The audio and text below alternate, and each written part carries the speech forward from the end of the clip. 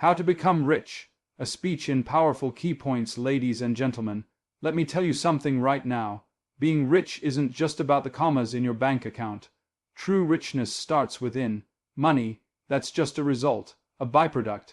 If you're chasing paper without purpose, you're running in circles. Today, I'm not just going to talk about dollars. I'm going to talk about discipline, mindset, grit, and the habits that build real wealth. Let's get into it. 1. Define what rich means to you before you go running towards success. You'd better know where you're running to. Is being rich just about money, or is it freedom, peace, legacy? Riches without purpose is poverty in disguise. Get crystal clear on what you're chasing. Before you can ever become truly rich, you have to understand what rich really means to you. Too many people are climbing ladders only to realize, once they get to the top, that the ladder was leaning against the wrong wall. They chase numbers, they chase things, they chase someone else's definition of success. And when they finally get it, they feel emptier than they did when they started. Why? Because they never asked themselves the most important question: what does rich mean to me? For some, being rich means financial freedom, having enough money to never worry about bills, to travel the world, to retire early. For others, it's about impact, building something that lasts, helping people, leaving a legacy that outlives them. And for many, richness is peace, waking up every morning with a calm mind, surrounded by the people they love, doing work that feels meaningful. You see, the world will try to sell you a one-size-fits-all version of success: fancy cars, expensive watches, luxury homes. Social media doesn't help it. Shows you highlight reels of other people's lives and convinces you that their version of rich should be your goal too. But if you never stop to define what your version is, you'll end up living someone else's dream and calling it your own. Richness is deeply personal. It's not just about what's in your pocket, it's about what's in your heart, your schedule, your relationships. It's about whether you wake up in the morning feeling driven and go to sleep at night feeling fulfilled. It's about time, freedom, purpose. Money is a tool. It should serve your definition of wealth, not define it. Let's bring this home with an example. There were two childhood friends, same neighborhood, same school, same starting line. One grew up to be a high-powered executive. He drove the luxury car, lived in a mansion, wore the designer suits. From the outside, he looked like the definition of success. But he worked 80-hour weeks, missed his kids' birthdays, had constant anxiety, and couldn't remember the last time he felt truly at peace. His bank account was full, but his life felt empty. His friend took a different path. He started a small landscaping business. He didn't make millions, but he made enough. He coached his kids' soccer games, took off every Sunday, had dinner at home every night. He traveled once a year, lived in a modest home, and had zero debt. He woke up early, went to bed satisfied, and built a life that matched his values. By society's standards, he wasn't rich. But ask him and he'd say he had everything he ever wanted. He defined success on his own terms and he lived it. That's the power of knowing what rich means to you. One person's luxury is another person's prison. One person's quiet life is another person's dream. So before you chase money, status, or recognition, stop, take a breath, ask yourself, what kind of life do I really want? What does success feel like, not just look like? Because if you don't define it, the world will do it for you. And you'll spend your whole life chasing a dream that was never yours to begin with. The real secret. The moment you define what rich means to you and align your life around that, you're already wealthier than most. 2. Develop a ruthless work ethic. Let's make one thing clear. No one stumbles into success. It's earned in silence, through early mornings, late nights, and doing the work when nobody's watching. You don't get what you wish for, you get what you work for. Talent, that's a gift. But effort, that's on you. Be relentless. If you want to become rich, truly rich, you need more than just dreams and ideas. You need a work ethic so strong, so consistent, that people feel it before they even see you. A ruthless work ethic is not about being aggressive toward others. It's about being relentless with yourself. It's about outworking yesterday's version of you. It's about showing up when it's hard, when it's lonely, when nobody's clapping, and doing the work anyway. There is no shortcut to lasting success. There is no magic formula. Every wealthy person who built something meaningful, whether it's a business, a brand, or a legacy, put in years of disciplined, unseen, thankless effort. You don't get to skip that part. You don't get to become extraordinary by putting in ordinary effort. A ruthless work ethic means you don't rely on motivation. Motivation is emotional. It comes and goes. Some days you feel like working. Most days you won't. But discipline, that's different. That's showing up and grinding when your body's tired, when your mind says quit, when everyone else is still sleeping or out partying. Ruthless work ethic means doing what needs to be done, especially when you don't feel like it. Most people have a limit, a wall, a point where they say, "That's enough for today." But the ones who truly win in life, they push past that wall, and then they push again. They treat their goals like oxygen, like survival, not like a hobby, not like an option. Ruthless work ethic means your habits are louder than your dreams. Anybody can say they want success. Anybody can dream about wealth. But how many people are willing to wake up at 4:30 a.m., stay up late studying after work, to keep going after 5 rejections, 10 failures, 20 setbacks? The world doesn't pay you for what you say. It pays you for what you do, consistently. Let me give you an example. There was a young man who wanted to become a professional boxer. He had raw talent, speed, and heart. But talent alone doesn't win titles. He knew this. So every morning at 4 a.m., while the city slept, he was up running, 6 miles in the dark. He trained twice a day, watched film at night, and cleaned up the gym when others left. He lived like he was already a champion. Even when nobody knew his name, people laughed. They said he was overdoing it, being too serious. But while they were comfortable, he was building his edge.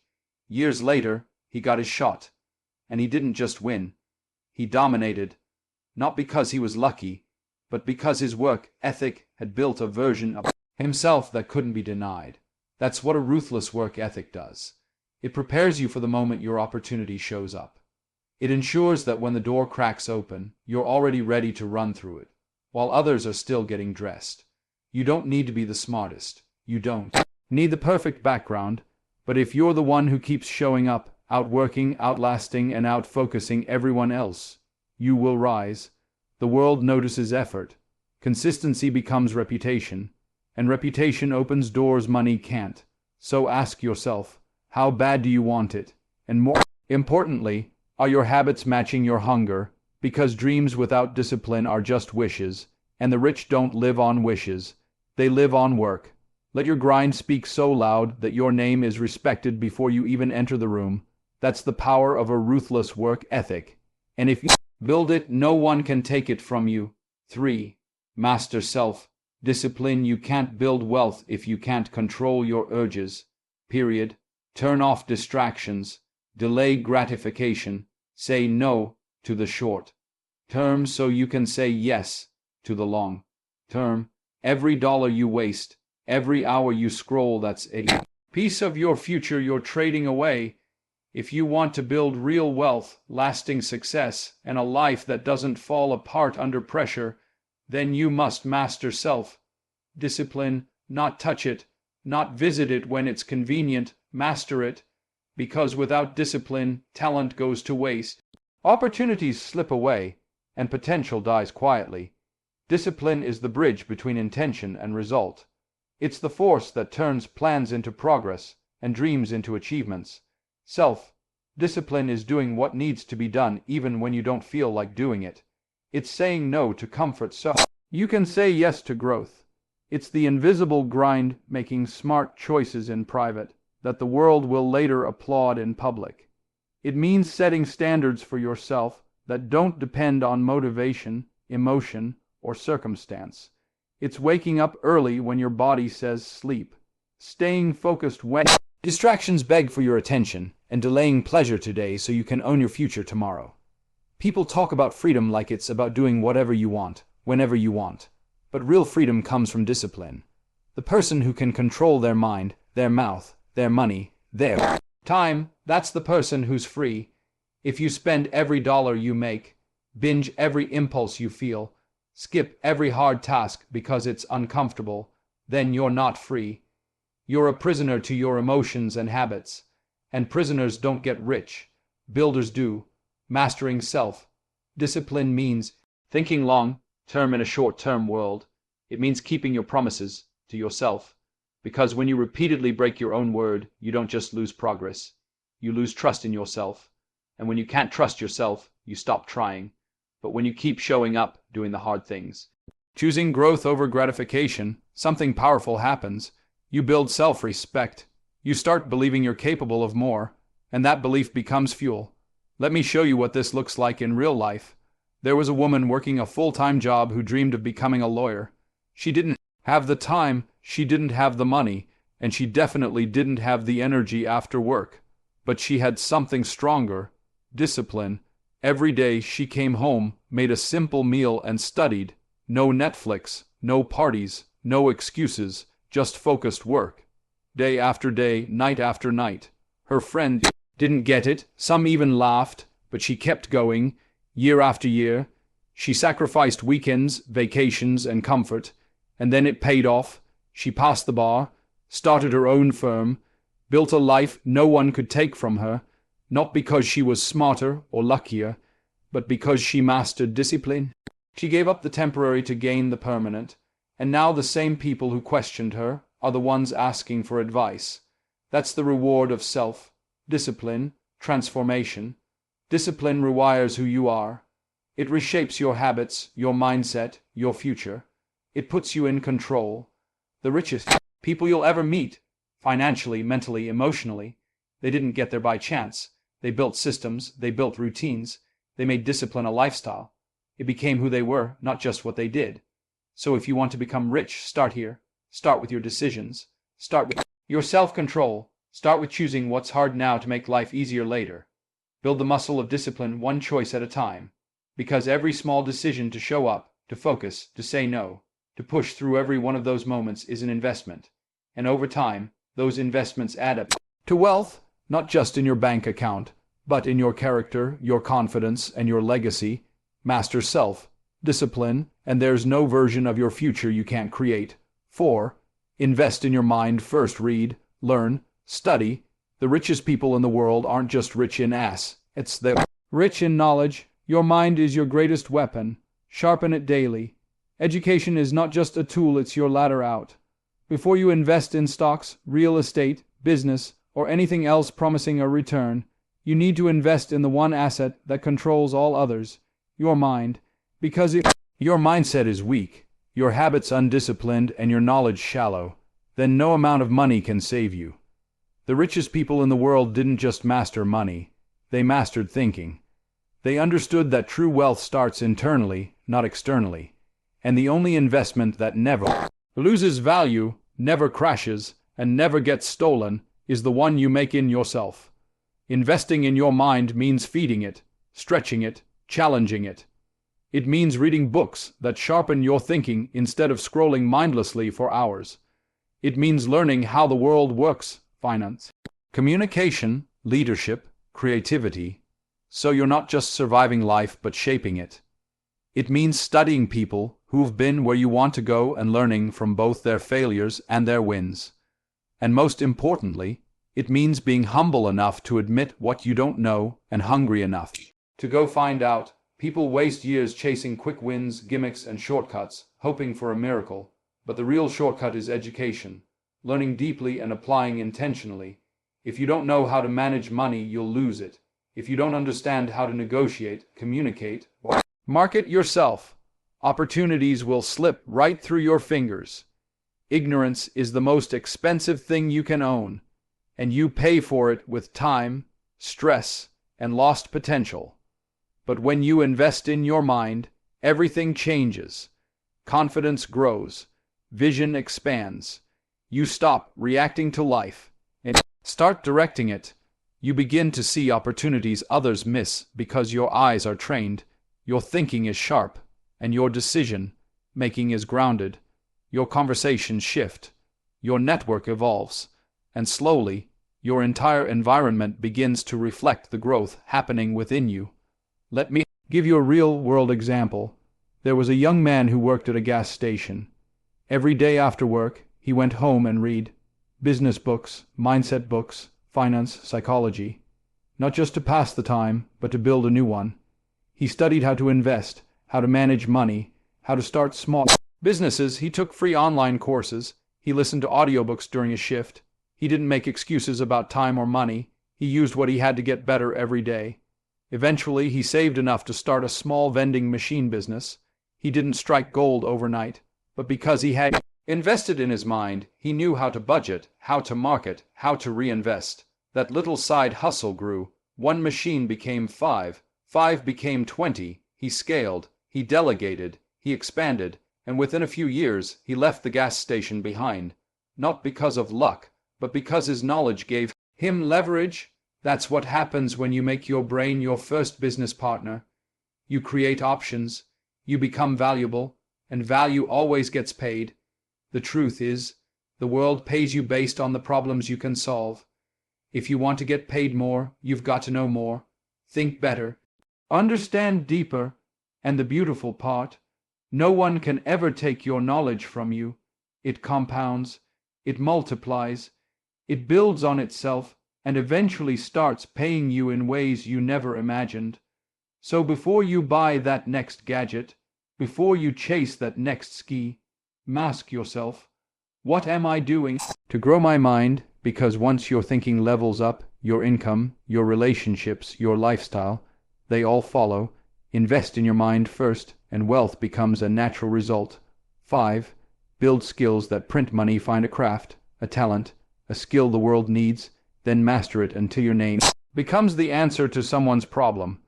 When you're valuable, people come looking for you. Don't chase opportunity, become the opportunity. If you want to become rich, one of the smartest things you can do is build skills that print money. Skills that make you valuable, skills that solve real problems, skills that people are willing to pay for again and again. Money doesn't just chase dreams or effort. It chases value, and value comes from skill. Not talent, not luck, skill. Something you can do consistently, predictably, and better than most. Something that, once mastered, becomes your personal money-making machine. This world pays problem solvers. The bigger the problem you solve, the more you can earn. So the real question is, what can you do that makes life easier, better, faster, or more profitable for someone else? Can you build websites? Can you write copy that sells products? Can you lead teams, manage money, create marketing strategies, fix machines, code software, or close deals? If the answer is yes, you have leverage. If the answer is no, it's time to build it. Skills that print money are not always glamorous. Some are technical, like coding or data analysis. Others are creative, like content creation or branding. Some are interpersonal, like sales or negotiation. It doesn't matter which path you choose. What matters is that the skill is marketable, meaning someone is willing to pay you for it. Once you have that kind of skill, you're never broke, you're never stuck. Because money flows to value, and value is created through skill. It's important to understand that skills aren't gifts. They're developed. That means it's not about what you were born with, it's about what you're willing to build. Skills take time, reps, mistakes, practice, learning, adjusting, getting better every day. And if you stick with it, a good skill becomes a superpower. One that doesn't just make you money, but gives you freedom. Here's a powerful example. There was a woman working in customer service, barely making ends meet. She was smart, but stuck, so she made a decision. She was going to learn graphic design. Every night after work, she watched tutorials, studied design theory, and practiced for hours. At first, her work was average. She made no money, but she kept going. She redesigned logos, created mock ads, built a portfolio. After months of grinding, she got her first client, $100 for a logo, then another. Then a small business asked her to do their branding. Her skills got sharper. Her confidence grew. Eventually, she was charging $100 a client and had a waiting list. Now she runs her own design studio. She controls her schedule. She lives on her terms. Why? Because she built a skill that prints money. She didn't win the lottery. She didn't get handed anything. She learned something valuable, and the market rewarded her.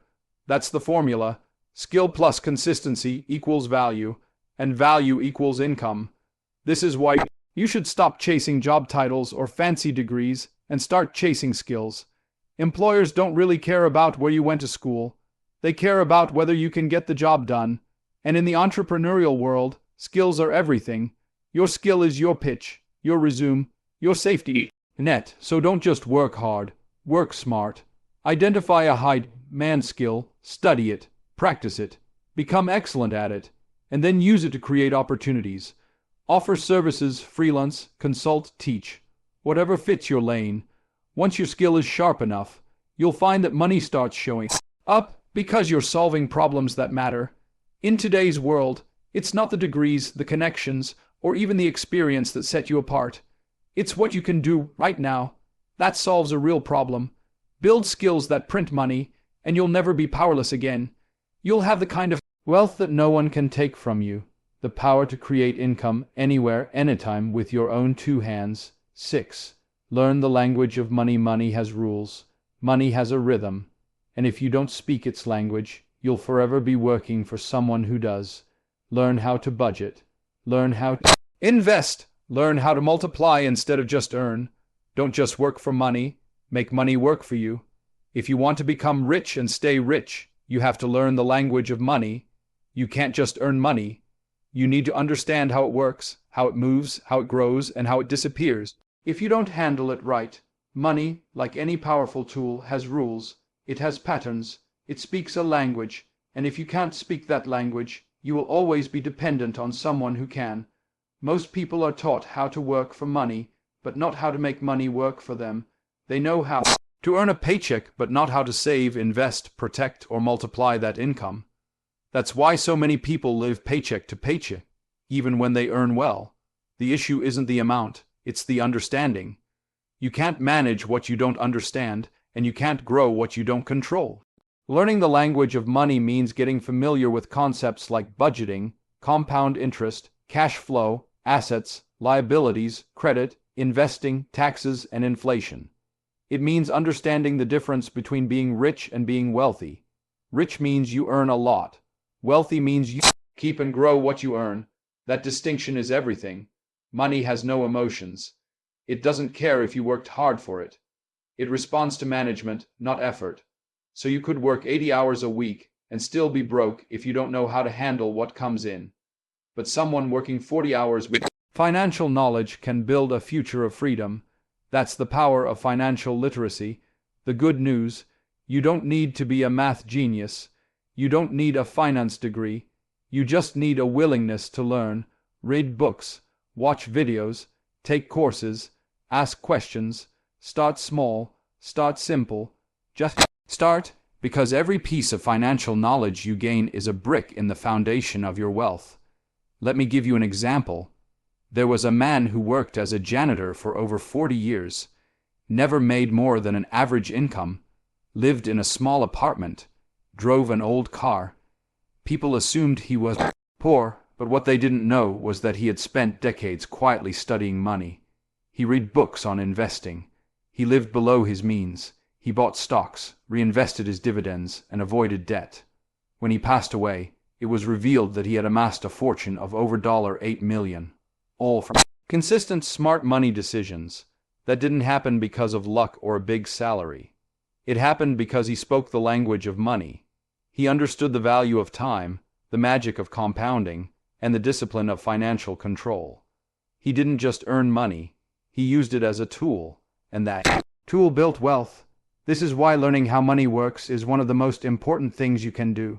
Because once you speak the language, you stop fearing money. You stop running from bills and start building budgets. You stop hoping for a raise and start creating multiple income streams. You stop guessing and start strategizing. You take control, and here's the truth. No matter how talented you are, how skilled, or how ambitious, if you don't learn the language of money, someone else will always control your options. But when you do learn it, you gain the power to build, to invest, to grow, and to protect your future. So take responsibility. Learn what schools never taught you. Study wealth like your future depends on it, because it does. Once you speak the language of money fluently, You'll never beg for opportunity again. You'll create it. And that's the difference between surviving and thriving. 7. Surround yourself with elevation. You want to be rich. Check your circle. If everyone around you is complaining, broken mindset, and allergic to growth, guess what you're becoming? Get around winners, dreamers, builders, people who think bigger. Energy is contagious. Choose your environment like your life depends on it, because it does. If you truly want to become rich, not just in money but in mindset, discipline, and legacy, you must surround yourself with elevation. That means choosing to be around people, environments, and conversations that lift you higher. Growth doesn't happen in isolation, and it doesn't thrive in low-energy, negative, or small-minded spaces. Who you spend time with directly influences how you think, what you expect from yourself, and what you believe is possible. Look around you.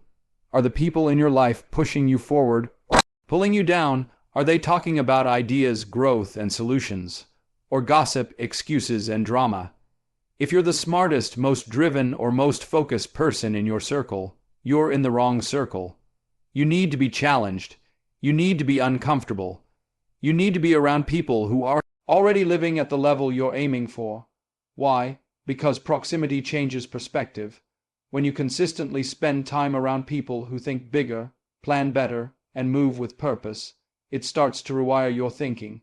You begin to realize that success isn't luck, it's strategy. Wealth isn't reserved for the chosen few, it's built through discipline and decision. Elevating your circle means placing yourself in environments that make you stretch, not settle. Too often, people stay stuck not because they lack ability, but because they're surrounded by comfort. They keep the same friends who have the same mindset, the same routines, and the same complaints. That kind of environment doesn't challenge you. It keeps you average, and average doesn't build wealth. Elevation isn't just about status or success, it's about energy. Be around people who are hungry, people who are learning, building, growing, people who hold you accountable, people who don't let you slack off when you say you want more. When your circle has high standards, you naturally raise yours. You begin to operate differently, speak differently, even think differently. You elevate, not because someone forced you to, but because the room requires it. Let me give you a real example. There was a young man trying to launch his first business. He had passion and ideas, but his circle was full of doubters. Every time he talked about his goals, they'd laugh, distract him, or change the subject. He began to second-guess himself, lose momentum, and feel stuck. One day, he attended a small local event for entrepreneurs. He met people who were building companies, reading financial books, investing, and staying focused. Their energy was different. Their language was intentional. They believed in progress. He started spending more time with them, weekly calls, accountability check-ins, book discussions. Within a year, he had launched his business, doubled his income, and adopted habits he never had before. He didn't get a new brain. He got a new environment, one that elevated him. That's the power of your circle. Sometimes success isn't about adding more effort. It's about subtracting the wrong influences. Your relationships are either fertilizer or poison. They either fuel your dreams or drain your drive. Choose wisely. You don't need 100 people in your corner. You need 2 or 3 who get it. Live with intention, who remind you that comfort is the enemy of progress. Start auditing your environment today. Cut the noise. Limit access to those who bring you down. And actively seek rooms where you feel slightly out of place. Because that's how you grow into the person you're trying to become. When you surround yourself with elevation, you don't rise alone. You rise together. And that's when you stop chasing success and start attracting it. 8. Never let fear lead. The fear of failing has robbed more people of wealth than poverty ever did. Fear is loud.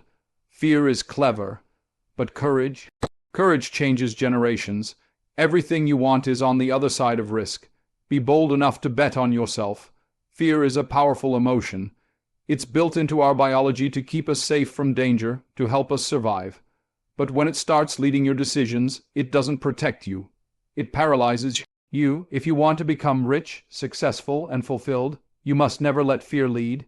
You can feel fear, acknowledge fear, even learn from fear, but you must never follow it. Fear shows up every time you're about to do something that matters, starting a business, asking for a raise, investing money, moving to a new city, ending toxic relationships. Fear whispers all the reasons not to do it. It tells you to wait, to stay safe, to play small. But fear is not a strategist. It doesn't see possibility. It only sees risk. And if you let it steer the wheel, you'll never get to your destination. Fear makes people settle for less. It convinces them they're not ready, not smart enough, not qualified. It says, what if you fail? But what fear never asks is, what if you win? What if the risk works out? What if stepping forward opens a door you never knew existed? You have to learn how to answer fear not with retreat, but with action. Because courage isn't the absence of fear, it's moving forward in spite of it. People often wait for the fear to go away before they take the leap, but the truth is, it never fully disappears. The only way to silence fear is through motion. You build confidence by doing the thing that scares you, not by avoiding it. Every time you act despite fear, you take its power away. You start proving to yourself that you are capable, and slowly fear becomes quieter. Let's look at a real example. There was a woman who dreamed of launching her own clothing brand. She'd sketched designs for years, studied the market, and saved some money. But every time she came close to starting, fear crept in. What if no one buys? What if I fail publicly? What if I lose everything? She kept postponing, watching others succeed while she stood still. One day, a mentor told her something that changed her mindset. You can build a brand, or you can build excuses. But you can't build both. She realized fear had been leading her life, so she made a decision, not to be fearless, but to act anyway. She launched a small collection, promoted it herself, learned through the mistakes, and kept building. Fast forward 2 years, her brand became a 6-figure business. And not because fear disappeared, but because she stopped letting it make her choices. That's what happens when you choose boldness. Fear will always knock, but you don't have to answer the door. You don't need a perfect plan. You need a brave step. Every successful person you admire has felt fear. Many still do. The difference is they don't give it the driver's seat. When you let fear lead, you stay in the same place. Safe, yes, but small, predictable, unfulfilled. But when faith leads, faith in your preparation, your potential, your purpose, you start taking the kind of risks that create wealth and freedom. So the next time fear speaks, listen if you must, but don't obey. Ask yourself, is this fear trying to protect me from danger, or just from discomfort? Most of the time, it's the second one, and discomfort is where growth lies. You weren't born to play it safe. You were built to build, to create, to expand, and fear has no business leading someone with a vision. Lead with courage, lead with intention, and watch how your life begins to rise beyond anything fear could have ever imagined. Conclusion: so how do you become rich? You become rich in discipline. You become rich in purpose. You become rich in wisdom, relationships, and action. And if you do it right, the money shows up as a result, not the reward.